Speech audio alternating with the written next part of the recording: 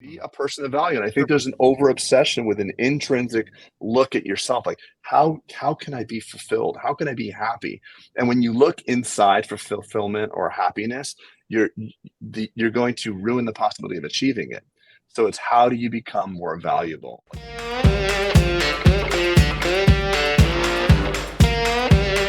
Oh, happy Father's Day, guys, first of all. To us all. Yeah. To everyone, not just to you guys, everybody listening. But quickly, Dwight, I was asking a question. What's because there's no right or wrong answer, Sure. but we all tend to answer questions from our own unique practices, and each of our practices, as we always say, is a snowflake. But like, what does your top producing hygienist do? Like your not the tippy top, but they're like the top three. What is their average collection per year? Do you know? Are they big time? Like that's not something ish. We don't know. What'd you say? Are they in the 400 range? I would say they would be between 3 to 4, somewhere in there. Okay, that's high. That's high. Okay, I was just curious. Easily, I would say they're passing 30s. So what's 30? Yeah, so 360. Yeah, 360. So yeah. And I know some that go higher than that for sure. But so that's good range. Yeah. Okay, got it. I was just curious. I had my own thought. That is one of the things that's really doable. Like, you hear that answer, right? And most practices, either I analyze or look at even before, like, the average is probably about 200. Probably if you're listening to this, national average hygiene, one hygienist typically about 200,000 or less typically. But that is something that I've noticed that there's a pretty easy lift, with even just coming to the summit or the mastermind, just learning some tricks for the hygienist, because it kind of opens up. It's a paradigm shift in the way they kind of present and do and address treatment. And it's a pretty easy, I'll let Trey in here. It's a pretty easy. It's also the 4-minute mile too, Pete, just to see what others have done. Like, right. In fairness, my hygienist had never done what she was doing until she met Charissa, and Charissa was doing those big numbers. So it's like seeing what other people can do. Yeah. That's kind of exactly where I'm going is that it's not this giant skill set that must be learned, right? Like, the skills are typically there. It's usually just, here's the cadence, here's the flow, here's the things to look at, maybe do some higher diagnostic testing, things like that, and get better at presentation. And that's kind of like about what it should be. And the cool part is one of the things, Peter, that you left out too. Okay. One of the things is the permission of the doctor to okay, go in and talk about blah, blah, blah. Go in and talk about whitening or sealants or nitrous or SRP or PeriProtect. That's a big part too, because I think that's what makes the biggest difference. I think so too, actually. That's the biggest difference, is the permission to say, go get them, go do it. I got your back. I would, I'm always an infrastructure guy and a scalability model guy. Cheers. He's on vacay, but jumping in. So good. But is that a midday beer? Yeah, midday beer. No, it's a 8:00 beer. I'm in Spain. Yeah, he's in Spain. Fuck. Nice. So, dedicated to but the Trey. Hold on. Well, I don't want to. I know, Trey. Alone. I know. I really don't want it, Trey. Please whip out a beer. Hold on. It is noon there. He's not critical anymore, so no surprise. That's awesome. Thank you, Trey. The reason I said what I said, and not to throw us off, because I think this is a great, just starter or whatever, but I would love to know what the lowest is, because that gives you a good understanding of the systems, processes, protocols, onboarding. Lowest, hold on, Dwight. The lowest person in your ecosystem, or just on your team, to me, sometimes is more valuable than knowing what your top 1 or your top 3 are, because you got some rock stars just like doctors out there. To me, it's more powerful to know what the average doc, what a starter doc can do at Fort Bend Dental versus there it is, Carbox gone, or what what your average hygienist can do, or what your lowest starter hygienist can do, because that tells me more about the mean. What's the mean? Yeah, that tells me more about the infrastructure of your business than it does some of the crazy. I agree. I should just. And we've got one hygienist. He's probably a $20,000. Correct. Hygiene was not on the moderator's agenda today. I know. I was just closing up a loose end. Yeah. Sorry about that. I like how I jumped on and you fuckers are talking serious dentistry. Yeah. Well, Craig was trying to get something in, and I just What's going on? Just going for it, Trey. Going for it. All right. Okay. Well, I want to catch up real quick with it. Craig, we know where you are. Dwight, you look like you're in the thick. Trey, this is a new backdrop for you. Where are you now? No, he's I'm just on a standing. roll. I'm building an entirely new setup in my actual office. That's right. All right. Oh, wow. So you're like building a podcast setup? Well, I got a desk. I got a whole bunch of monitors. Yeah, now he's got a raised desk. I can tell. He can stand up like me now. I'm building it one thing at a time. Good. Oh, baby, go. Peter, are you still in your bathroom with that green screen? I am. I'm actually sitting in the tub right now. He could take a piss and be on the podcast at the same time. It don't matter. Hey, I was actually in that microphone's hooked to one of those boards that goes across the tub. Yeah. There's rubber ducky and a peanut butter jelly sandwich on it. All right. That's awesome. Are we ready to talk serious business yet or no? Can we add some content, please? Sure. I was in San Antonio this weekend. Hey, Texas boy, come on. Yeah, it's a good spot. I was there, but I was only there for 27 hours roughly. I had some things. I went to Mark's summit. Mark Costas. Oh, I love that hotel. That place is awesome. Yeah. And I didn't get to see him just because it's crazy. Someone made the analogy like running a summit is like trying to run like three weddings. And so I saw his ops manager, his gal Ashley, and I was like, look, I don't intend to see him. I know his hair's on fire and he's backstage and blah blah blah. But anyway, it was good. I saw a ton of people in that 24 hours. It was worth going. Saw a ton of people. And you know what's funny is, y'all, when I got home, so obviously people recognize, like they love the podcast and people come up, but I got hit up like no less than 10 DMs like, hey, I was going to come talk. I saw you at the summit and I was going to come talk to you, but I didn't. Right. Or you were talking to other people and like, whatever. And I was like, damn it. Really? Like I was there. You didn't talk to me. So it's just funny. Like I get like Instagram DMs on that. Like I was going to come say something, but I didn't. And thank you for all you do kind of thing. And I was like, well, I would love to see that in person. But anyway, it was big. It was big. A lot of people there. That's a big summit. He knocks it out of the park, man. Yeah. He's doing it. He's doing it. He's coming to speak at our summit. Yeah. Actually. So he actually pinged me and he's like, dude, I'm sorry we didn't get to see each other, but I'm excited to see you in Vegas. I was like, maybe I'll ghost you. I'm just kidding. Oh, he didn't ghost you. No. Just kidding. Hey, the moral of the story is if you see one of us at a convention or something, come on up because sorry, did I break up for a second? Nope, you're good. You're good. The moral story, if you see us at a convention, we're doing this because we really want to add value. And for guys like us, it does make a little bit of a difference to say, hey, what you said last time helped. Or whether that's dropping a comment on the YouTube channel or a rating or just walking up to Dwight when he's at one of the 400 dental festivals he's at every year. Just go up and say hi. Mm-hmm. It doesn't it mean something to you guys? Seriously. Doesn't it mean something? So it means something. We like it. Did you guys know that, Dwight, you're going to know this for sure, that student loans are resuming September 1? Remember how we talked about that maybe 6 months ago? We were uncertain. So I found out that it is resuming. It's resuming September 1. Punted again is what you're trying to allude to. It's with first payment due October 1. Yeah. So it's how long? What's the hiatus we've been on? When did this start? Yeah, man. At the risk of sounding like an idiot, I was going to ask that question, Trey. I didn't want to get chastised. Well, we spoke about it. I want to say 6 to 7 months ago, and we all didn't really know what was going on. I don't believe any of us are in that space of having student loans. I mean, there's no flex, but it's not applicable. So you filter out what's not applicable to your life. But I have been asking doctors that do. We have doctors that do, and we're trying to help them kind of build better. And that goes across the whole, not just dentistry, obviously, that goes across, the whole economy. So I imagine that there's going to be a lot of restaurants open pretty soon, a lot of vacancies on vacations. I'm just kidding.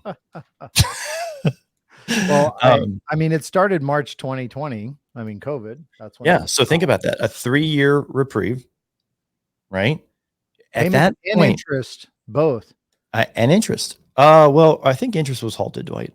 Yeah, that's what I'm saying. Oh, yeah. That's what is amazing So about here's what I was thinking about this. I was like, psychologically, this is going to be a mind blast for people, because after 3 years of not paying, you're kind of like, I'm good. I'm not.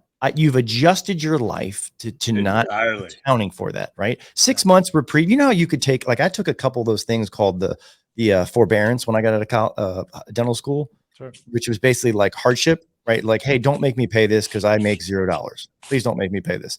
And like, you can do 6-month tranches of time to avoid it. But after and 6 months is fine. You kind of know it's coming, right? It's resuming. But after 3 years, that's going to be, people have adjusted their lifestyle, their housing, their car, all the things potentially now to make these bigger payments. And we know what the interest rate are, and we know what the aggregate amount of a lot of these loans are. It's not chump change. It's going to put a hurting on it. Even if it's just psychological, Mm-hmm. even if it's just a psychological game. I mean, when you're scared, well, I'm just saying, I see a lot of this with a lot of docs that are getting out too. They're so ingrained into the mindset that they need to pay it off as fast as possible that they take lower amortizations or terms rather. And I mean, some of them are staggering payments in order to pay it off as fast as They're possible. going to come back in. Yeah. And then they have these huge lump sums. So they're stepping back into a big number as opposed to something that you want to finance out 25 years or so. Well, it was just interesting. I was just thinking like how this is going to affect, look at Mark's conference. He actually he got on stage and kind of opened with a number of things. And one of them at the end was kind of like the hygiene crisis, he was calling it, right? Where everybody is kind of just in need of hygienists. They kind of left and never came back after COVID. Like, we're having a hard time with it right now, actually, a little bit. And I was talking to I was actually sitting at Paul Goodman's table, Dental Nachos, and he was kind of saying the same, so it seemed like an epidemic going on in dentistry right now.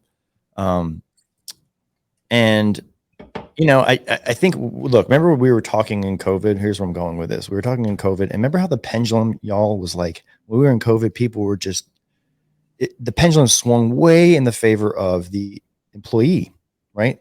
We were getting pitted against each other. This office will pay more. This will do more. I want 75. They'll pay more, right? And we were seeing it in the mastermind. People just were getting, their salary was getting weaponized against them, so to speak.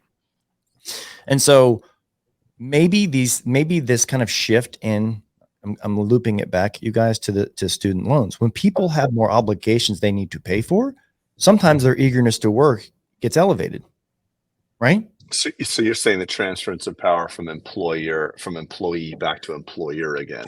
The labor market, people need to work. They need to work. Look, if you don't have a $3,000 a month student loan payment due, you're like, I'm good. I'll just do things here and there and tiptoe around. I don't need, full-time work. I don't know. I'm making an extrapolation about maybe this could be, maybe the resuming loans is a good thing, not only for hygienists, but also for dentists and anyone who's got student loans. It gets people back to work. Whereas, everyone's been belly aching about no one wants to work anymore, is where I'm going with this, Craig. That's it.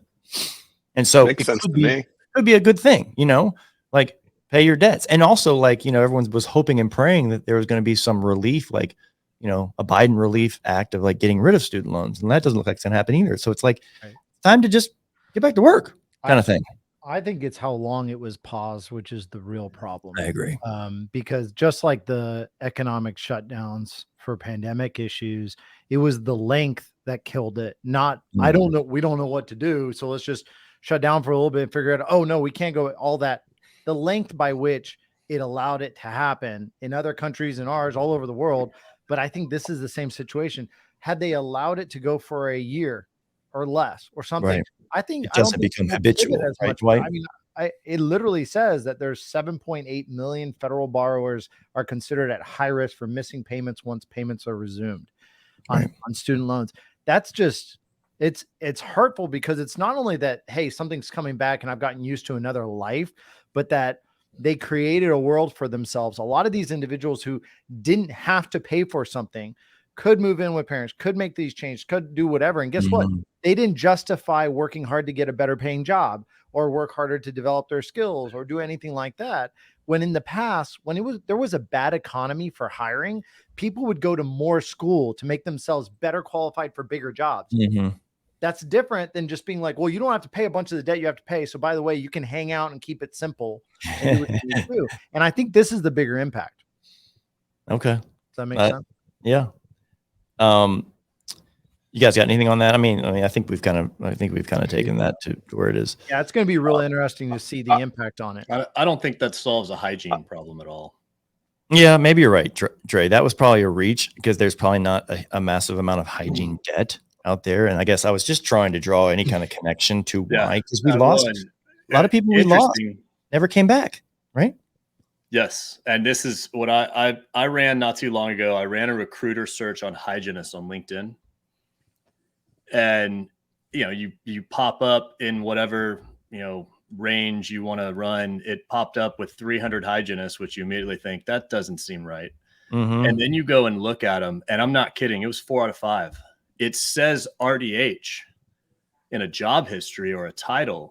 That's why they pop up. But they were no longer hygienists. They were in sales. They were a manager. They were a consultant. Yep.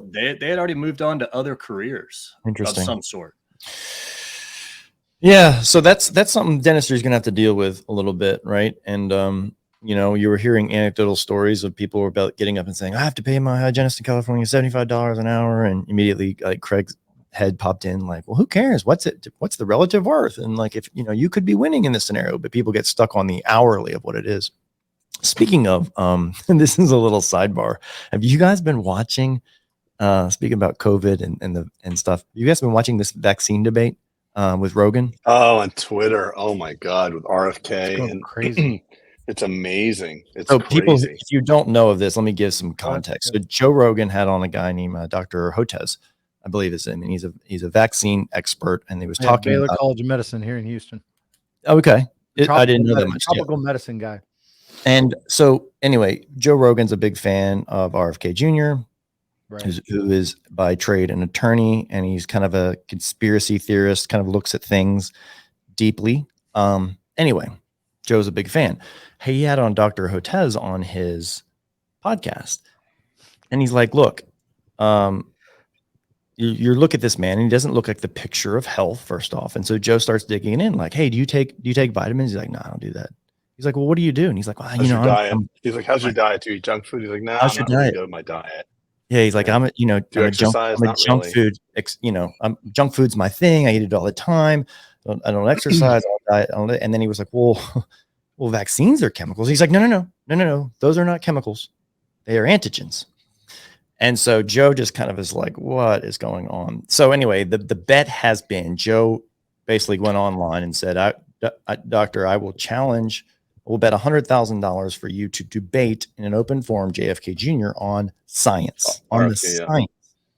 Okay. So now other people have jumped in. Bill Ackman put another 100,000. Jason Calcanis put in 10,000. I think Andrew Tate put in 2.6 million right now. It's up to $2.6 million, all going to charitable things. Right. And it's just like about the science. And it's interesting how it's just interesting. Our society is interesting. Let me just unpack one thing. Did you listen to the RFK Jr. Rogan podcast yet? Yes. I thought it was wonderful. So I also want to clarify. I don't think that Joe Rogan's a fan of RFK Jr. I think Joe Rogan just creates open dialogue for contrarian thought points.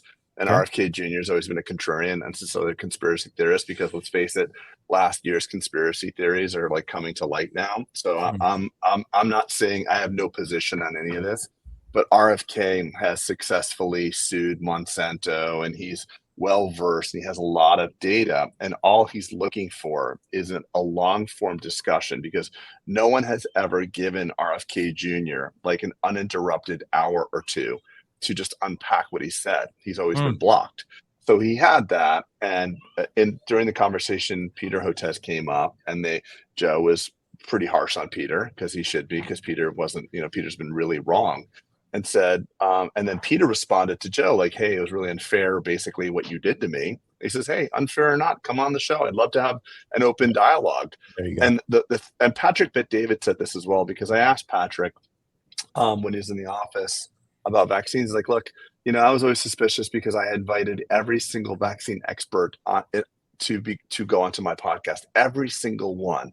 And not one single vaccine medical professional would take my offer to come on my podcast.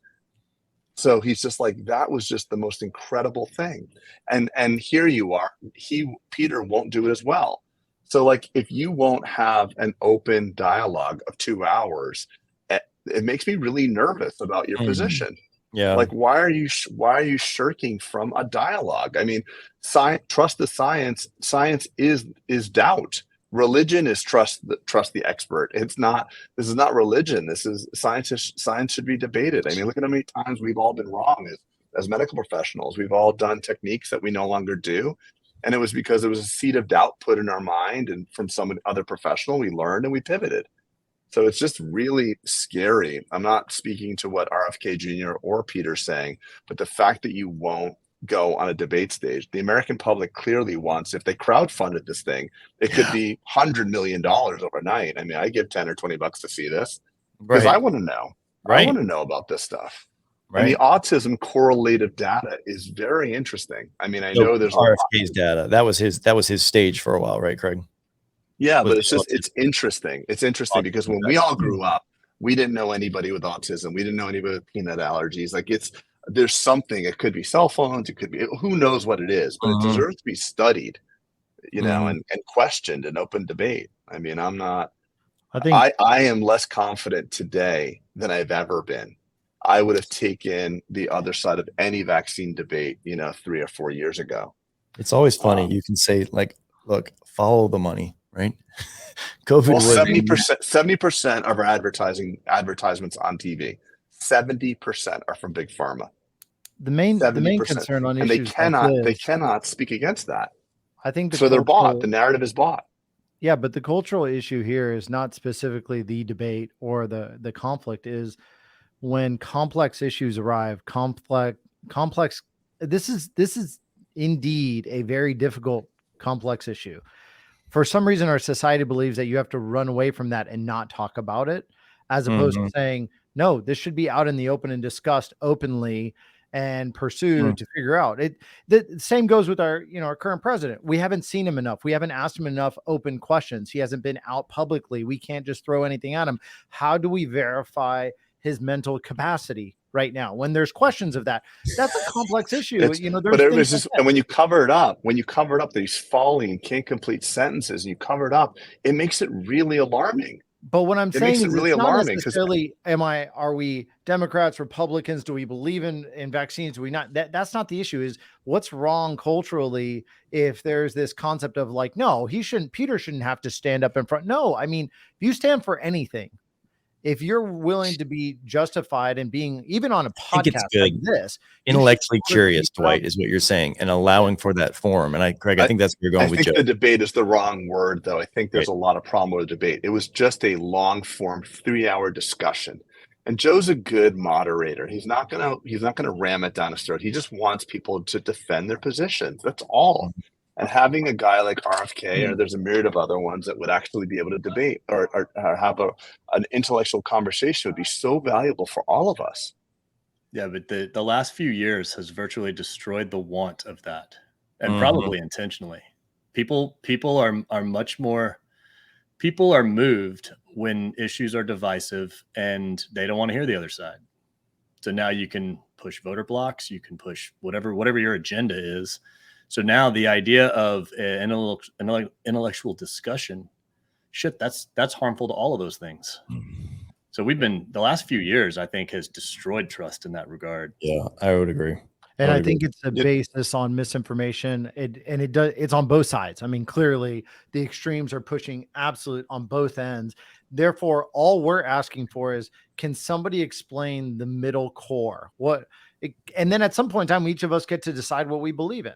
But the point is to understand the middle core. Can we get the extremes out of the scenario and get to the point where we can have an open and honest discussion and debate about how this works? We're struggling to pull that off in presidential acknowledgments and debates, much less. I mean, how many times have we talked about the fact that there's some individuals, even like RFK Jr., who has said, I want to run and I should at least get to debate, Joe Biden. Well, they've said we won't debate him. All that. Like, we're talking about now you can't have a presidential debate against someone who's trying to they're not going to debate. Well, in defense of the Democrats, I think that they don't typically debate in a primary a sitting president. I don't think that happens. I think a sitting president does not run typically against you, though.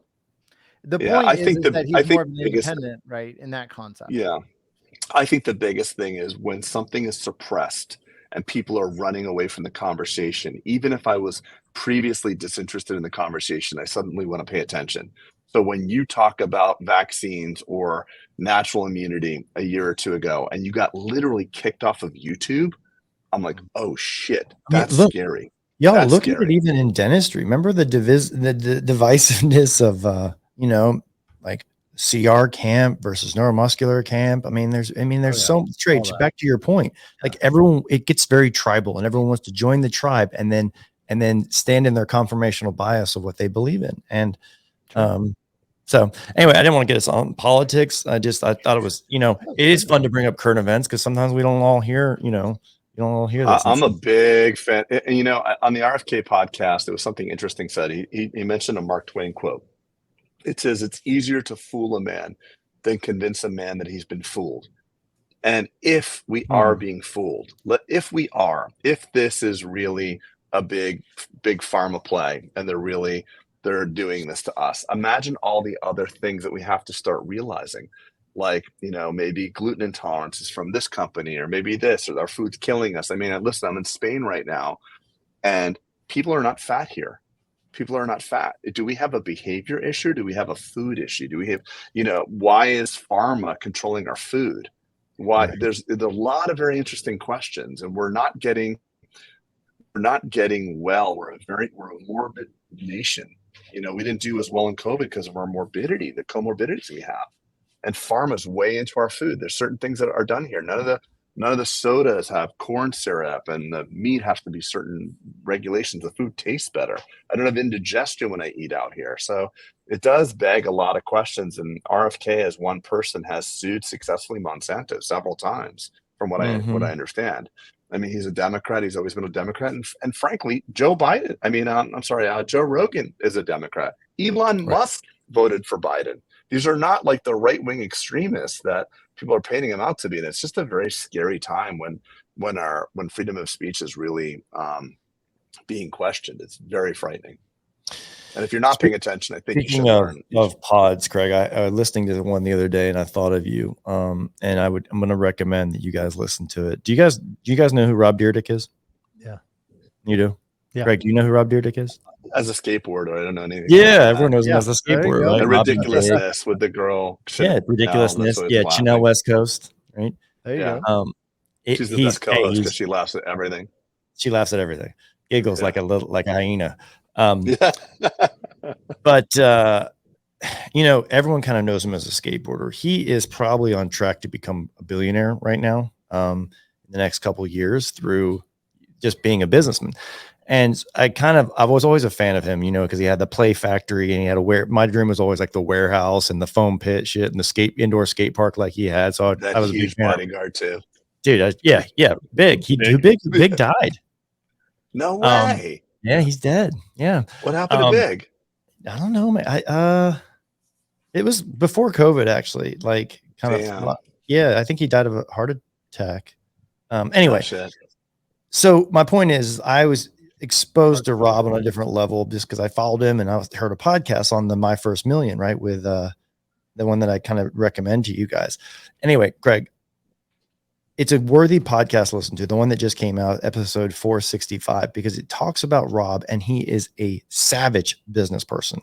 And here's why I related it back to what Craig says, is that he is basically what he says is this: believe in your vision, go after it with massive intention, set your hourly worth, like Naval kind of always says, and then get help through implementation, right? And become obsessive about the things. But he tracks everything implicitly, he's tracking his time, He's making sure he's balanced. He's making sure his vision board is updated, like all the things. I think it's a worthwhile thing. I thought it was very applicable to dentistry. So I would encourage people, just like we talk a lot about in our summit, the visionary aspect of it, right? Making sure that your GPS is set to the right freaking coordinates is so important. I think it's a good pod to listen to. If you guys have some, Craig, you might have some time on the boat, but I think it's really good. I think you'll be impressed with his acumen, business acumen, his, he's just a savage, man. And He's like you think of him as a skateboarder, right? He's a savage. He's so intentional with his actions, and he's so he's ruthless with his time and the way he spends his time on the personal level as well. It is wild. That's right. It's inspiring. You don't become a professional, a high level professional skateboarder if you're not an intense person. So we tend to silo people like, wow, Michael Jordan, so blah, blah, blah. But a lot of these people are extremely skilled in one area. Yeah, but Craig, being uniquely qualified to be a skateboarder does not uniquely qualify you to be a savage business person, to get intention, to set vision. You could have just been athletically lucky, if you will. Right? You could have just skateboarded more than your neighbor. I find more often than not, I silo people that are masters in their craft. And I'm like, oh, well, they're that's just the basketball player. That's just the footballer. That's just the podcaster. And I meet them like, oh, shit. These people are they're badasses at life. I think that's more common. I'm not trying to take anything away from Rob Dyrdek, but I also know, help me understand something, Peter.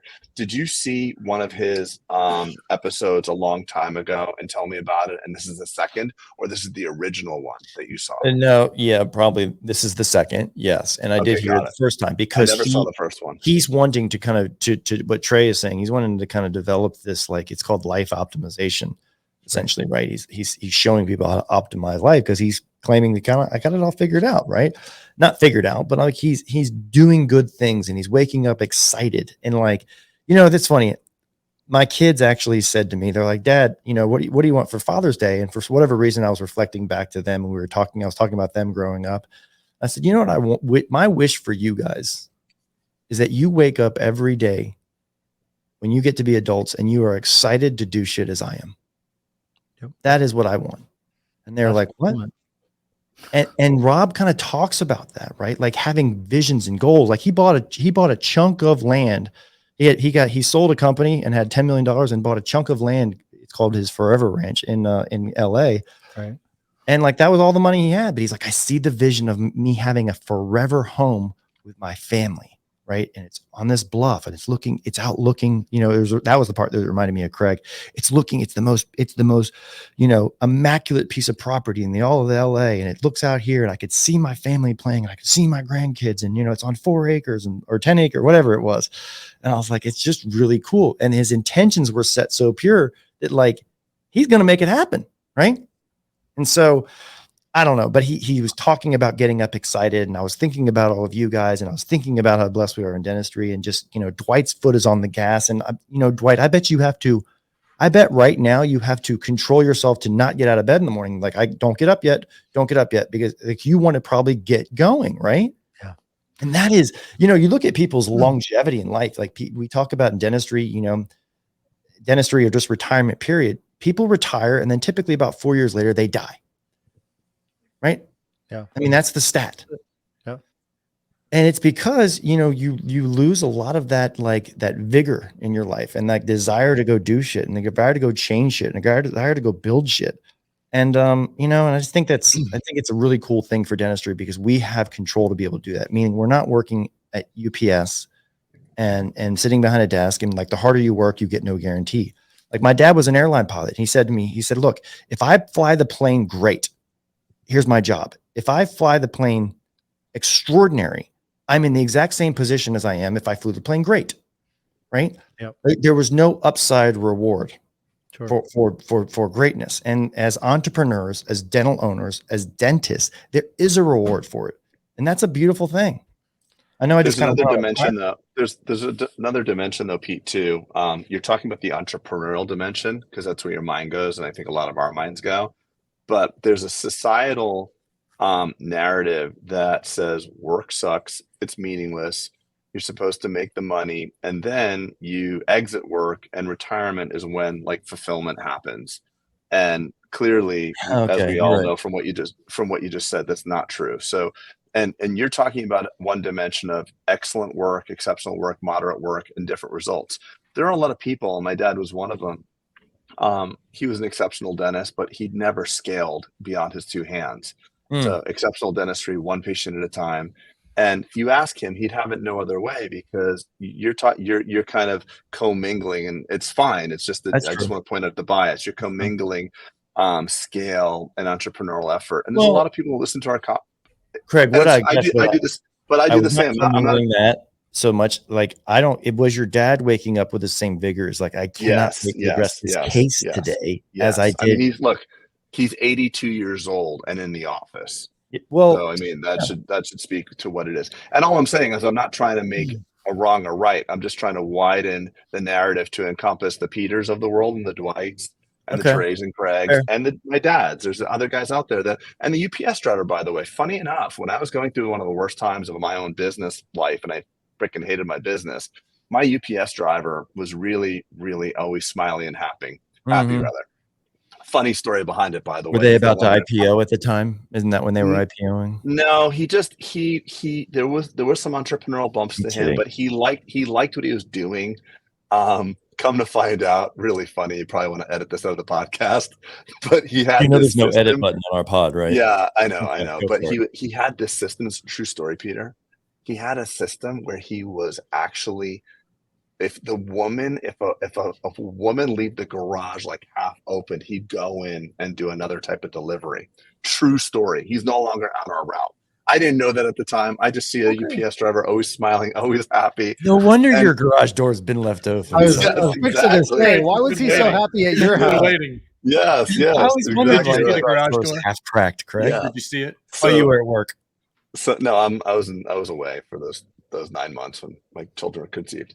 But anyway, the point I'm trying to make is that there's a job for everyone, but the idea that work is cruel and unusual, that we should be rewarded by the gains and not have to suffer. Everything's the victim now. You could misgender someone and they're like, this is an insult to my very core. Like, work is good for you to toil, to suffer, to try to put in and try to do the best and correct and do better every day. Hope and progress is the fuel for fulfillment. And I think everybody's got it wrong. Don't leave. I'm sorry.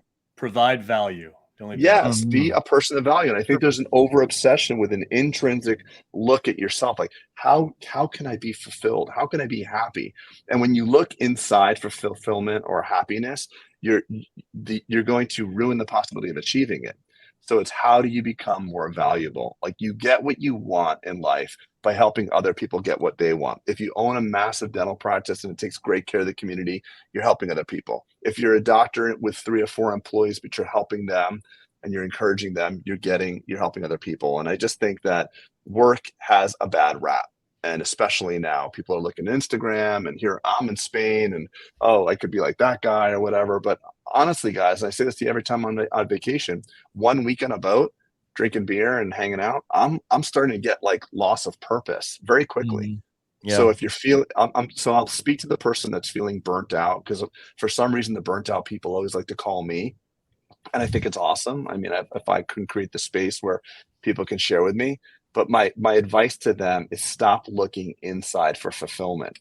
When you chase fulfillment, when you look inside for it, you won't find it. Go find it outward. Go serve other people. Go help other people. Be of value. This is actually a good segue into the next topic I want to talk about, Craig. You just said it right there, which is burnt outness. And it's not, before you hit exit on the podcast, this is not about being burnt out. But I have seen something happen over several masterminds and several summits and several things of just having dental friends and I want to hear what you guys have to say about this.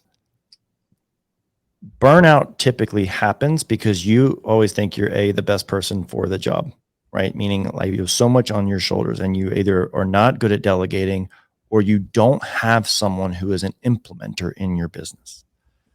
The lights went on for me in my business, and we've seen it now in many cases, that when someone gets really intentional about what they want to do and they recruit implementers or getting someone dedicated to saying, hey, I need you to do this and run with it because it's my idea, it's my vision, go for it, right? Getting help is the thing that I think is the antidote to burnoutness. Would you agree, Dwight? Absolutely. Because you're big on the implementer. Like Dwight, you actually give them names, but like if you don't have, I remember I went to pardon my last little thing. I remember I went to a seminar. You used to always go to seminars, thing non-dental and stuff. And I don't know where this one was. Anyway, maybe in Atlanta.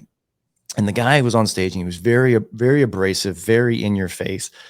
And he was basically like, look, if you don't have an assistant, like not dental assistant, if you don't have an assistant and you're running a business, you are your own assistant. You're the assistant. Yeah. Right. Nothing else. Yeah. And I was like, wait, I don't have an assistant. At the time I was like, wait, I don't have an assistant. I get everything done. And then I was like, but am I really getting it done? Am I really moving the ball forward? Or am I just telling myself that and then playing the woe is me card? I'm so busy. I work 18-hour days. Look what I've had to do kind of thing.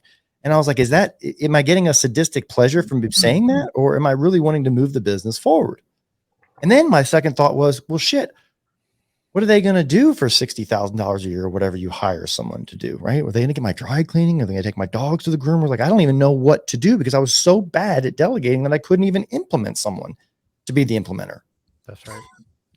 Dwight. And the hardest thing is, to be honest with you, and this is full loop from Dyrdek all the way to kind of what we're talking about. We talked about this in our office hours, right? Yeah, that's what I'm bringing up. What blows my mind is that, we get the bite of saying, hey, I have purpose. I'm building a business. I'm pursuing it. And rightfully so. It's like, hey, I can get this done because it's small tasks, but we become our own bottleneck, no doubt. And a lot of people do not understand that bringing in a implementer or an integrator, the way those of you who have read Rocket Fuel, the book, or things like that, all those types of things, the concept is still, you have to have a vision, you have to have a perspective, a system in which you're implementing, and bring that person to implement what you believe you want to do and the direction in which you're going. The problem is like we had in office hours, we had somebody who said, hey, basically I hired an implementer, but the way they were talking about them was like a CEO was come in and do it.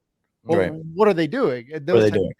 That's where I really struggle. And in fact, I struggle seeing that so often in businesses that they end up either letting them go or another type of a business gets created that you did not intentionally want to have. And now it's affecting your purpose, the purpose of your business and the purpose that you stand for. So I think this is clearly the way to augment and kind of scale yourself and then scale your business. I guess my message, Dwight, is really just to your point, is that you're obviously a big fan of, you have several people around you because you can rob Dyrdek your way. You see the vision, you're building this building, building this practice. I want my hygiene department. You know very clearly what you want, and therefore you're able to get implementation. But until you get clarity, no one else can. And the other thing, the takeaway, Craig, you weren't obviously on the office hours, and there's no shade on that. I'm just telling you, bringing you up to speed of what happened.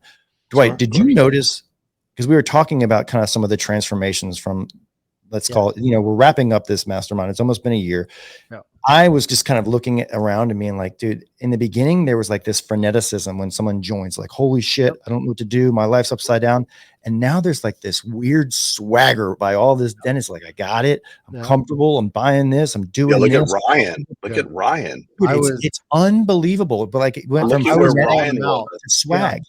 I was calling him out during office hours today where it was like, oh, look at you, Tim, the guy with the AD conflict culture index, just making decisions and blowing and going. And then next one comes on, I'm like, you see what I'm saying? Like, you're just hiring, you're blowing and going. Like, the difference. And even Eric sitting further back, sitting back in his chair, lean back, as opposed to being like, what do I do next? What do I do next? Which is how he started. I mean, even at the summit, and the difference is who do you surround yourself by? Who's around you and pushing you to implement. And the biggest difference between the rate at which we're actually getting things done in our business, for example, Rob Dyrdek, what did he do? 15 million to 350 million in 5 years. That's what that podcast, that number 465 that P was talking about earlier, he took it that far. What did he do more than anything? Yes, it's delegation, but B, it was just saying, I know how many hours are in my day. And I'm obsessive about making sure that I'm valuing those hours and I'm segregating them out and I'm delegating and I'm putting the right people in the right place to go along. And during office hours, we were talking about some individuals have a real hard time because they want to implement, but they're accommodating too many people. I can't fire this person, even though they're clearly not the best person for the job, but you know what? They've been here for 5 years, 10 years. They were my dad's or whatever it was. Right. And that is what holds our businesses back. People are like, Dyrdek, man, Rob didn't give a flying flip. He's like, I'm going from point A to point B. This is how much time I have to give you. I'm giving you this much. If you can't implement that in that time, we're moving on. We're going, blowing and going. And that's the impact. He then gets the chance to not be fulfilled only with purpose at work, but he finds. Wait, what is your system for doing that really quickly? Like, meaning let me frame it up. Do you use software a lot? Do you have regular meetings? Do you sit some time and like manifest things before you do? Like, what do you do in all the things, right? Like, how do you drive the ball? A bit better. What do you mean to do what? So for me, we have a implementation. So, right. If someone's listening to this, right, I'm always going back to the application person driving in the car, listening, being like, what do you mean implement? Right. And so it's different for everyone at different life cycles in their business, right? If they're growing their business, right, it's different versus kind of getting in that homeostasis and just like, I want to just keep doing what I'm doing. But what is your Trey? Did that help kind of like, regular meet, right? Some people just need to have a regular meetings to check in with someone. Sometimes I get actually emails every day to make sure some of my people are on track and we're working on the things that, just wondering, it's helpful to hear tips for people listening, because then they can audit their process, or if they don't know how to start it, meaning like I had no idea what I was doing to when I started implementer, right? A personal assistant, executive assistant. So it would have been massively valuable for me to hear of guys who did have one and used them effectively and were able to 2 and 3x their income because they worked on high value things. I'm going to give a quick example and I'm going to show you how I'm implementing it with somebody. One of the past masterminders, Bonner, called me yesterday and said, hey man, he's on Masterminder now too, but great guy, Austin, Texas dude, built an incredible practice, and basically said to me, which is what we talked about in the other office hours, was, man, the second you hire an associate, you realize how much of your business is actually broken and how much infrastructure you don't have. Because he was running everything. This is why a lot of people listening are going to be saying the same thing. I run my business. My clinical business is wrapped around how I care for patients. Well, he started walking out and he hired other doctors to come in. The most incredible thing he realized is like, well, nothing works when I'm not here. And I'm like, well, then that's because you don't have a business. You've got to create. You are the system. You are the system. So now he's trying to create that. So he said, well, how do I build that kind of process? How do I do it? Well, for me, it's hiring people is one thing. But building accountability and what I call a cadence, meaning I went from having a meeting, this sounds familiar to most people, all the time. Something's happened, putting out meetingitis. Meetingitis. Everybody's having a meeting. Oh, we need a meeting for that. Okay, let's block out an extra time for lunch. I have a 1-hour meeting for all, that runs our 70-person operation that does what we need to do. And every week, it's an hour on Monday morning. And we run a cadence. And what that means is that we all meet, and I have a middle management leadership team, and they all sit from every office on one call, and we document the items in which we're tackling this week. Not for the vision of 5 years out, not for 10 years out, not all year long, but what are we getting done this week to move the needle this week, so that next week we move the needle, and the next week, because most of us tell people what to do on Monday morning, and then the next Monday morning, we walk in the office and we tell them the same thing because it didn't get done all year long. I actually used Dwight's template, and I can say it's worked really well. Right? Like the completion of what you've been working on this week, what's on your agenda. Sorry, guys. What's on your agenda, and then what's upcoming in the following week. And you can bang it out in an hour, and it serves everyone on the page. So I actually forgotten, Dwight, when you were talking about that, I was like, dude, I forgot. Like, we actually got that. I got that format from Dwight. And we love it because you post it and everybody's meeting right there. And at the top, it automatically calculates the percentage of completion of your task for this week, right? For me, the most important thing there is it's called lateral pressure. Everybody's like, well, freak, you got it all there done. And I'm still at 20%. I got to get it's a lot of lateral pressure on me because I might have a few items. But you know what? When they see that my items get to 10 or crazy 15 or something like that, there's people pulling stuff off of my list because they know if I get cluttered, the whole business slows down too. So I'm real big on being on there and be like, I got too many things. We're delegating them out. We're pushing them out. What can we spread out and kind of tackle as a team? And the accountability is a big deal. We meet in person and on Zoom so everybody can say, hey, what happened? Why are we moving 80% of your items from this week to next week? What happened? Well, yeah. Okay, well, I think one thing the next week we're not moving. Trey, what do you do? What do you do? I do that exact same thing. You do. We have a Monday morning meeting. I have it. It's basically the leadership team that meets. We're functioning on a weekly chunk of time. We have the to-do list. We track what people do.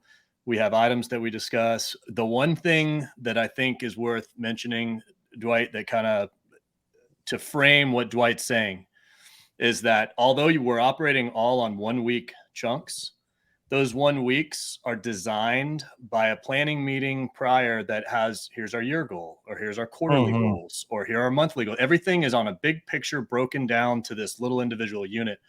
So it's not some random week to week. Like a reverse engineer. You're not wandering through the proverbial wilderness week to week. You're headed toward a very specific goal that was designed also with a cadence.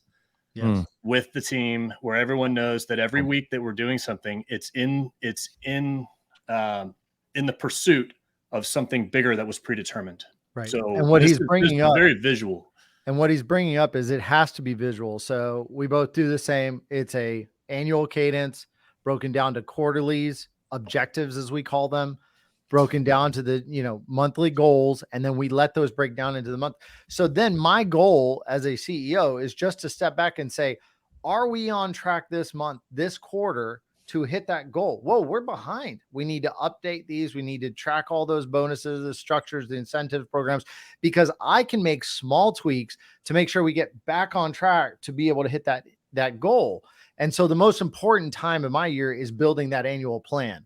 I'm putting a lot of effort in there to make sure that we're getting a fulfilled protocol for where we're going and how that happens. But then it scales all the way back. And then you just make sure that they're following up with it and they're staying with it. Right. I think. Wait, let me pause you. Let me pause you there. Craig, I want to hear your system.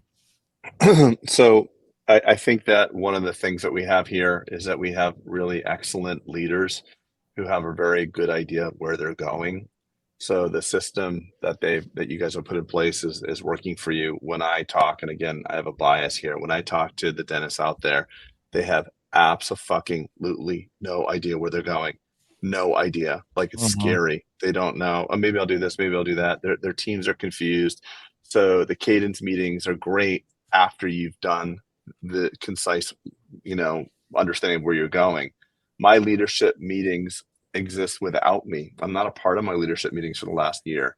Eric is my only direct report per se. I'm here to help everybody. I'm an open door policy. I want people to help. How can I support you is the most common thing I say.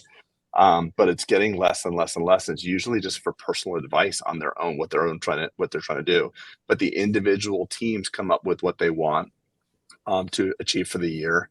They're the ones, of course I'm adding pressure and ideas to that as well, but it's really the leadership meetings I'm absent unless I'm needed for one of the leads. Would you guys agree that's the evolution of where you would kind of go? I'm looking at Craig saying that. I'm saying like maybe we're in version 2.0 and he's in version 3.0, right? Like maybe that's also look at of an autonomous team is where I'm going. Right. Well, also I look around you, the three of you, you're all in process of building other offices. Yeah, it's true. So if you would stop and I'm not saying you should, but if you were not acquiring another office, adding another 20 team members the next year, maybe you would get to that. So it's always this balance of like boredom, stability, then you take on a big chunk and then you grow and there's things unravel. But right now at the moment, that's where it needs to be. And when I'm there, I suck up a lot of oxygen. You guys know it. I can't keep my mouth shut and I can actually get in the way of people's development. And it's cool for me right now. And I would say that I think he brings up a good point. Like, for example, my 10,000 square foot, the Missouri City location central hub, that team manages their own daily operations to hit their goals. Same thing. What are you going to do if you go into that leadership meeting? They go like, Dwight, why are you here? What are you doing? They're like, you're not close enough to the trenches to actually make, we do decentralization of decision-making, same way that Craig's doing. It's because it's the multi-location factor where we sometimes have to step back and be like, are we all at least achieving the same directive? And are we building, which is the mode that he's. I got a question for you guys then. Would you agree then that a good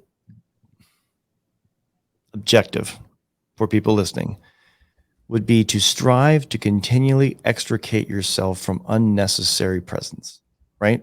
Meaning not because you shouldn't or can't be there, but because it creates, right? Like if you become unnecessary, then potentially you are more bulletproof, correct? Absolutely. Well, your business is more bulletproof. Business is more bulletproof. And I'm not saying that means clinically. I'm not saying tap out. I'm not saying people should work less. I'm not saying anything. I'm just saying as a guiding light, if you are necessary for the machine to work, then you are the machine, right? And so if you're continually looking to extricate, I'm in this meeting now, I won't be in two weeks. And then I'm going to go work on higher hourly things per Naval, or I'm going to work on this, or I'm going to go build a building, whatever it is. But if you're continuing extricating yourself, or maybe that's not, I'm just hypothetically, I'm just throwing. Yeah, I want to add something to what you're saying. So again, the dimension that you're coming from, and I'm not picking any Peter at all. So don't hear this way. You're coming from like, I'm going to pull myself out so I can work on something better, higher, whatever the word you were using. And it's not important. There's another thing about pulling yourself away is it allows your team to grow into the position that they can be. So it's like that 5 levels of leadership by Maxwell. There's Lao Tzu has a great leadership quote. Lao Tzu's idea is that a leader the presence should be barely felt, and everyone in the team underneath that leadership should be arriving at conclusions that they think are their idea. So if we all subscribe to this Maxwellian idea of the 5 levels of leadership, pinnacle being the highest, you shouldn't be doing anything but like it just supporting people. So yes, you can think of it as like, I can be on go over here and work on higher dollar per hour, whatever. But also, what about the people that you're now creating space for that can grow, like Lacey or the Ericas or the Morgans? We all have these people. We looked at pulling away of like, shit, I can't handle all this stuff. I got to back off. But look at the unintended consequence of these powerful people that had got a chance to step up, earn more, feel better, more fulfilled. So it's a two-way street. Like pulling away is not selfish for you; it's actually generous for them. Well, it's an evolution. I think y'all are basically saying in a different way the exact same thing, and it's the idea of training your replacement. You look to train someone to do things that you do so you can work on the high value tasks, and whether that's intentional or not, or by design or not, you start to learn that time is limited, and in order to just use time to your benefit or just keep up, sometimes out of necessity you just do it on accident, and you leave a hole from where you came, and that hole leaves the people that have the best, the people with the best talent take the best opportunities, and they see that hole and they fill it from that standpoint. And they are essentially on the exact same journey you're on, because they're doing the same thing behind them, and it is dragging everybody. I mean, this is a big locomotive moving forward. Yeah, right. And it opens the door for them. And it doesn't extricate necessarily, because I think you become a guide. You set the vision, then you guide the process. And a good example of that, Pete, to what you mentioned to Dwight earlier, to allude to that, is it's not that you want to be extricated from the business, but our leadership meeting, if I'm not there, it moves on. It happens. It keeps going. The whole thing takes place. If a Morgan's not there, we reschedule it. And there are people that run these things that do this, and it's because your role is different. But did you set that intention, right? Like let's wrap it all the way fully back up to the Dyrdek thing, because we all agree with that. Did you set that in as your intention, Craig, Trey, Dwight, or did it happen by chance? By chance for me. And I just want to, listen. That was not what I was expecting. Well, no. I mean, listen. I wrote a very clear vision in 2008 when I had 4 people, and in my vision, it talks about the most important thing for me, which was the people and how they had accomplished so much and how they were running autonomously. So yes, of course, I said that, but the process in which I got there was a shit show. It was a breakdown, So my intention was always to do that. When you guys have all read my own personal descriptive vision of like how I reflect on the people's self-esteem and all that stuff. And all I wanted to say is that we're talking about there's a 2-part to this. There's the team and there's you moving on to do higher value things. There are doing nothing is fine too. Like you could be the type of leader that it's not because you have higher value things. You could actually just do it because you want your team to grow. And I think that's how I arrived at it. I was at a space where I'm like, I'm the smartest guy. I need to be a part of this. And it was really, I'm the only one who cares. And that was really screwing things up. So my intentionality was always to free myself of smaller decisions so that I could make better big decisions. Same. Yeah. And that's all that mattered to me. And at the end of the day, even today, I'm talking about this big cadence because we're off, whatever. We had it this morning instead. And I was actually at the building and I wasn't here. And Angela was with me, but we have another Angela who's Sydney, our business office manager, and she stayed in. She would have normally come to the building with us. She ran the cadence this morning for the whole team. So yes, it has the ability to do that. But I can tell you that my job at this point in time is, are we building another location? Are we building a building? Are we shutting down for COVID? These are the big decisions that I need to be involved in. The reason, and I was sitting in a meeting with a few of us that we were chatting about this group and another group just sitting around, and they were asking about delegation, things like that. I'm like, pull up your email. I can tell you if you have a business or if you are your business. Mm-hmm. Because people had email on there. It was like, we want to order a dimmer for the treatment coordinator's office. It's just like I listened to friends' phone calls and I could tell by the way they're talking, like, hold on, John, I'll call Dan. Hey, Dan, John wants to talk. I'm like, dude, what are you doing? You're all in between everybody. Yeah. But I have to actually bolt, but I wanted to say one last thing. It's good. You know why, Craig?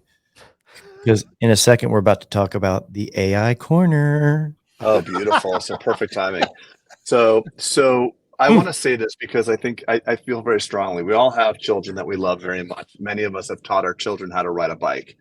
And riding a bike is an insane exercise because you take a child who's never ridden a bike before and you push them down a hill and you let go of the bike. And It's not a question of if they're going to fall. It's just how hard they're going to fall. Are they going to break something? But we all go through it. You don't know what type of business you have until you do the bike exercise. You have to run behind it, hold the seat, and you have to let go. And if it crashes and it doesn't break completely, great. Do it again and again and again until it can run on its own. But you need to take that leap of faith, and you need to see what your team's capable of. But if you're really smart and you have all the answers and you like to talk like me, you're gonna wind up, really cutting your team off at the knees. You have to step back. You have to look at that. You really do. And at a certain point, our goals are all to be supportive leaders and have the decisions made by our teams. All right, log off. Thanks for joining guys. us. Thanks everybody. Good to see your face, buddy. Enjoy it. Bye, guys. Take care. Thank you. Everybody. Bye. AI corner. The AI corner. So it was so funny. Actually, as I was thinking about this, we're still recording, just FYI. Yeah. I was thinking about, I was like, Craig, I know where he is, and I guess he's not going to be joining us, but that's okay. Because I'm going to be talking about some AI shit. And every time I try to talk about some AI shit, Craig gets in there and says, well, this is terribly boring. Every time. It's so funny. I get hit up all the time when he does that by like people that, tech dentist friends of mine are like, dude, bring up more of that shit. And I'm like, well, okay, maybe I should just do a podcast on that. All right. So this AI corner is something, I don't know why I called it this AI corner. This is the only time I've ever called it an AI corner. But anyway, the first AI corner is talking. Because it's the most important change in our economy and our world right now. And if we don't have a portion of our podcast designated to AI, I think we're getting behind. But I want to talk about where the rubber meets the road, Dwight. Like, where are we actually going to start using it or using it? Okay. So I'm going to tell you guys some real life shit of what I'm doing. Okay. Because I think that's that's actually what Patrick in Texas. I don't want to use people's last names, so I don't want to do it. But Patrick, your buddy, he's like, hey, dude, talk more about this. Here's what I'm doing with my AI. All right. So I was looking at doing a joint venture recently, right? With in dentistry, and a joint venture has large contracts.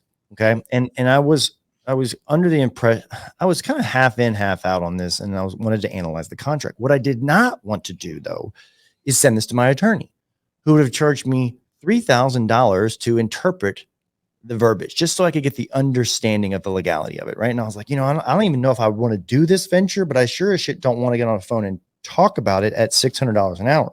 That much I know. Right. So what did I do? I took the whole 87-page document and I bite-sized it up. I put it in an editable Google Doc, and I would grab sections and I would paste it into, I said, hey, Chat GPT, you are now my legal advisor. I was like, I can't do that. And I was like, just do it. And he's like, okay. And I was like, I need you to summarize this section of what the hell it means in normal language. What's the consequences? What do I need to look out for? Boom.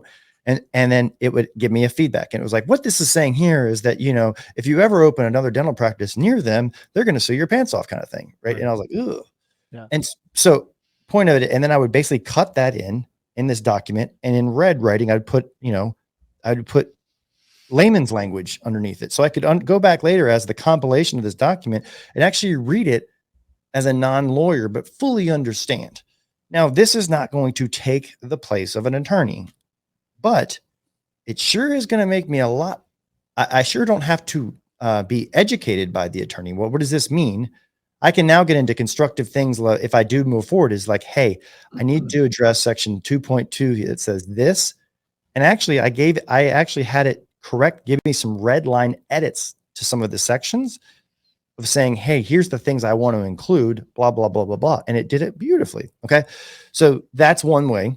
Love that I've been looking at it. And I think it saved me. And ultimately it was moot, like I thought it would be moot. And I'm tabling this joint venture contract and all that thing. And it cost me about, maybe 45 minutes of time to analyze it, and for free. Beautiful. Versus it could have been a couple $1,000s had I just forwarded over to my attorney and be like, what do you think? What do you think? And you learned how you're going to use Chat GPT in the future. And 100% valuable. Right? Yeah.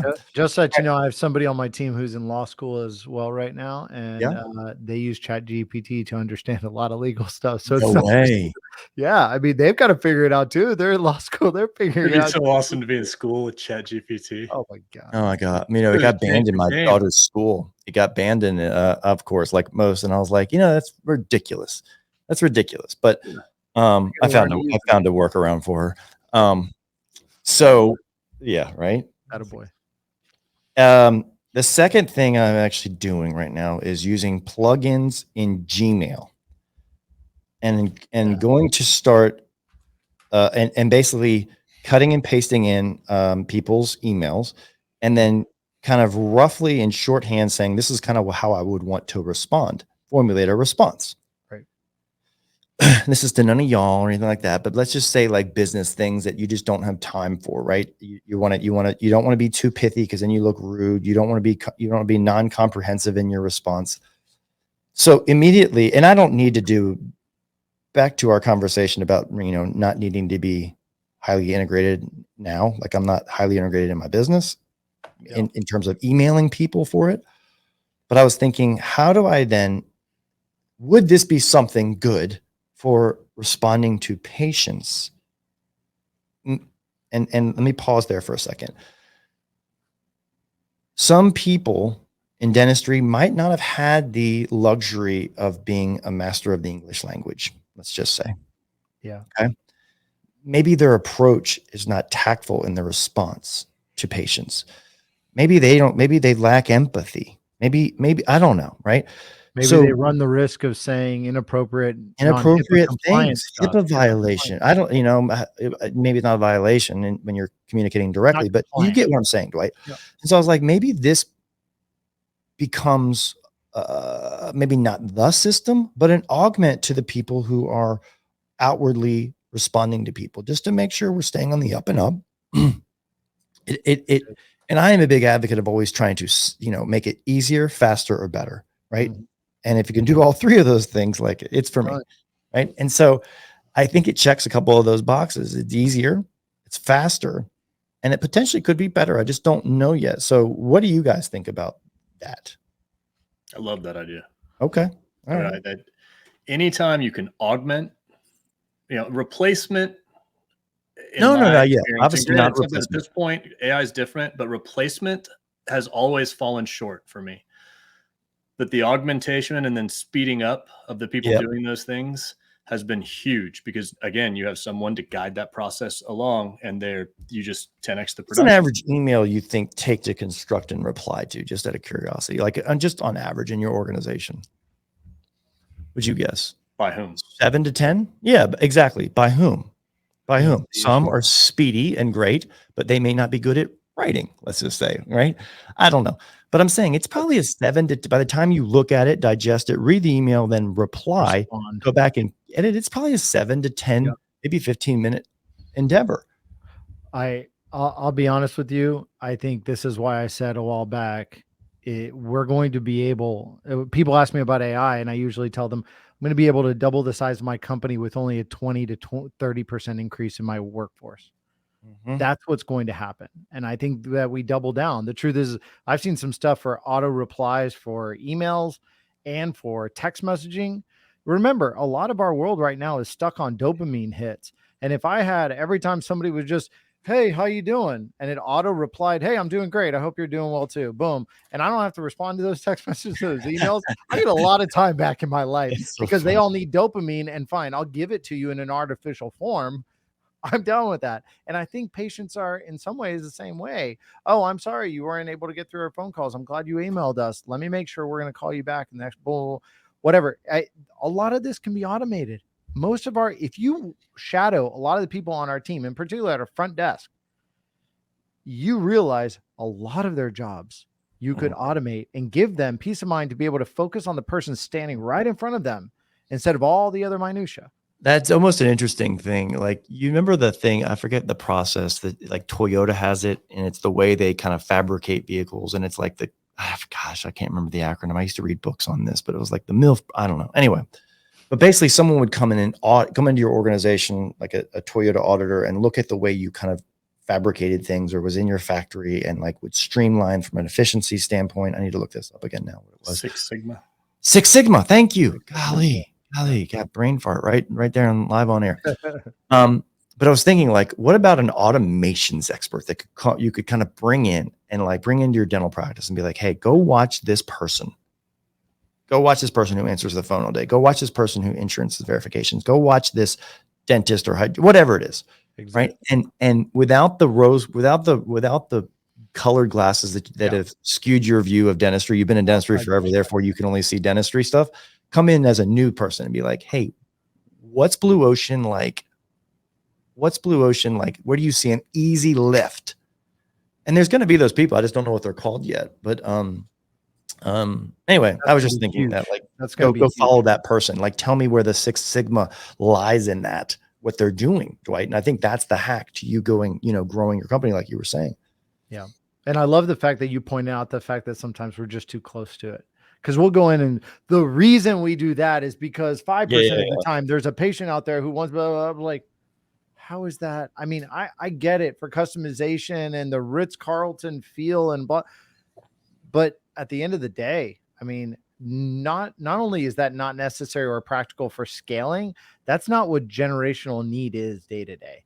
And what are you doing? I mean, I gave a couple examples. Like, so I think it's nice that we talked about it so much in theory, guys. Remember when it was coming up, and we were kind of the first talking about it in dentistry. I know Pearl was doing it from a diagnostic standpoint. We were talking about ChatGPT and going through all that. What are you guys beyond Pearl and the diagnostics? I don't want to go there, Dwight. For sure. But like, what are you guys potentially hypothesizing about doing or are doing now? So for us, one of the things that we were looking at that I like, and this goes back to our delegation factor, is that there's a workflow that works with also Gmail, where you can also consider the option where it actually ends up, oh no, I'm sorry, this is Outlook, ends up grabbing the email that you're receiving and auto reading portions of it and requesting out to see if this email can be responded or tackled by somebody else on your team that you allocate for certain things. And so which to me, again, if you can diminish the amount of garbage that comes to me, is far more effective. That's crazy. Can read, the transcription of your voicemail on your phone and can send it out and be like, this sounds like a Fort Bend Dental related admin item. It goes to that person. If we can start going down that direction, honestly, I will be able to grow and scale my business and put so much more thought into making sure that the core qualities of our business are maintained. But right now I got so much minutia. It's like, how do you tackle it? How do you get it done? Yeah, and I think that's my biggest thing is exactly the direction you're going. How can we get it to where it auto delegates? As well as, yes, some of it could auto reply, but some of it's auto delegation as well. There are tasks I need the tax return for whatever. Don't ask me for a tax return. Like, I'm the last person. All I'm going to do is punch you to somebody else. Or like Craig said, this person, they're answering the phone. Oh, let me call this person. It's like, why are you the go-between? That's one area that I'm really enjoying the direction of going. And then the other side is we were looking at a new automation system for ordering and inventory management and things to that degree, which I think that's just, first of all, it's going to drop our costs significantly because it's going to be like, oh, boom, you hit this order cycle. I'm going to be able to order it at this pricing stack. And I think that's where a lot of these big name groups and, or I think what it's going to do, Dwight, it's going to look at it's going to log into your patient management software. It's going to see that you did 64 occlusal composites this month and be like, hey, you probably need some more A2 or whatever. Right? And it's going to artificially kind of order it. So it may not help you from a money standpoint, but it may help you from a, well, twofold. Think if it goes and then actually orders that A2. That's what I'm saying. It looks at that. Yes, your notes and all that are going to be amazing. You're going to have to be able to select that on, the actual notes and all those little details. So if you pre-built those templates are going to be the method by which you do ordering down the road. But more importantly, it doesn't just read what you've done. It reads what's on the schedule and proposed. It reads what's being proposed by some of this AI x-ray reading and says, what are patients coming in for? So it's kind of prepping, because there are times when, hey, it's summertime, that you haven't been doing as many wisdom teeth extractions, but you're about to have a ton more. You guys want to know, I was going to save this for a future announcement, but I'm going to go ahead and do it. Yeah. See, so at the summit, AI corner. At the summit, we are launching for the next masterminder class, Bulletproof GPT. So bear with me for a second. Here we go. Right. We have uploaded and digested in a large language model, all of the code from 300 podcasts. Okay. So now you get to interact with, you can ask a question. Hey, what's the best system for doing this? You can interact with the advice of Dwight and Trey, Greg and Peter. And then not only will it give you the answer to help Chat GPT your way to dental operations from the 300 episodes in the past, because we've talked about it probably at some point all over and over again, right? 12 times. It'll show you the timestamp and the clip and the section. You can go watch that now on that YouTube video. That's that's going to be available for people. Yeah, it's pretty cool. I mean, look, it's a cool. I'm going to grow a mullet and go buy a jet ski, and I'm done, guys. I'm done. Sounds like a John Rocker thing to me. Hey, my favorite is going to be like, I think that's what you're going to start seeing. Was that an Eastbound and Down reference? You were saying the mullet and jet ski? Yeah. No, my favorite is that the next office hours is not going to be Pete, Craig, or Dwight, or it'll be Bulletproof's Chat GPT. It'll go back to the old school DOS C prompt. It's just going to be that. You just type. No, but it's a cool interaction thing to be like, hey, I know I heard that, or I have some questions. Like I would actually probably interact with it. I'm probably creating it selfishly for myself as well. And as well as the next masterminder class. But like, I kind of want to know, like, hey, what did we say there? Or what was the takeaway from this, Agreed. And then index it. So anyway, that's cool. Knowledge at your fingertips. Well, look, I mean, the education is always out there. It's the aggregation that you got to figure out how to get. You might not have the time to sit there and listen to every Joe Rogan, or you just kind of want to answer. It's like, hey, show me the hygiene. What's the hygiene compensation model? right? And as the volume gets so big, you can't filter it anyway. You're looking for a needle in a haystack. Too much information then leads to the idea that you can't find anything. That's going to be awesome as you. Yeah, I think it'd be neat. It'd be neat. So it's a cool project that I've been working on. And like some of these projects, as you guys know, like only half of my harebrained ideas are successful, but sometimes they're cool. And where I'm going with this is even in all my failures, I learn a tremendous amount, right? I get educated. I've had a tremendous amount of cryptocurrency failures. I've also had a tremendous amount of successes, right? So in all these things, just going back to what we're saying, like set out with intention, go for it, burn the boats and see what happens kind of thing. I love that. Your purpose is not just fulfillment from the things that were successful, but understanding the collections of the failures that made success in your future. I mean, that's it, man. You just got to keep hitting the ground running. Rinse, wash, repeat.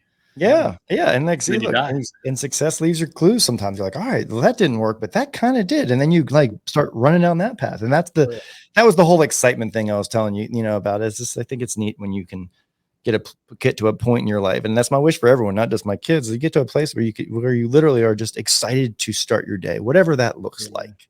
And I think that's a fulfillment. I think that's where, for me, that's fulfillment. That's fulfillment for me. I agree. So, anyway, dudes, if you got anything else in glowing, we are now at an 80-minute podcast, an hour and 20 minutes. And it's a good time to wrap. And I thank you for being on. Good to see you, everybody. It always is fun. And over and out, everybody. We'll see you on the next episode. See you guys.